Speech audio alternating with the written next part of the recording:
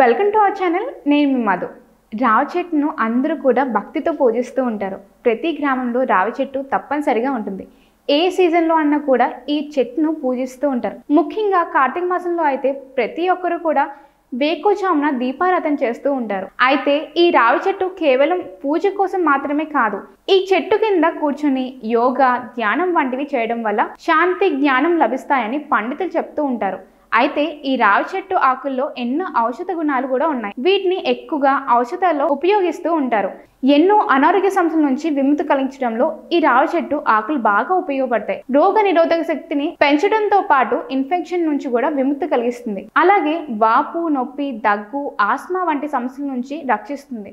రావి చెట్టు ఆకుల్లో ఎన్నో పోషకాలు ఉన్నాయి. ఇవి జీర్ణక్రియను మెరుగుపరచడంలో పాటు గ్యాస్ట్రిక్, ఎసిడిటీ, అజీర్త, డయేరియా వంటి సమస్యల నుంచి విముక్తి కలిగిస్తుంది. ఈ చెట్టు ఆకులు చర్మానికి ఔషధంలా పనిచేస్తాయంట. రావి చెట్టు ఆకుల్లో ఫైబర్ పుష్కలంగా ఉంటుంది. వీటిని తినడం వల్ల జీర్ణశక్తి మెరుగుపరుస్తుంది. ఇందులోని యాంటీ ఇన్ఫ్లమేటరీ గుణాలు పేగుల్లోని మంటను నివారించడంలో సహాయపడుతుంది. మీకు ఈ వీడియో నచ్చినట్టయితే లైక్ చేయండి, షేర్ చేయండి, కామెంట్ చేయండి.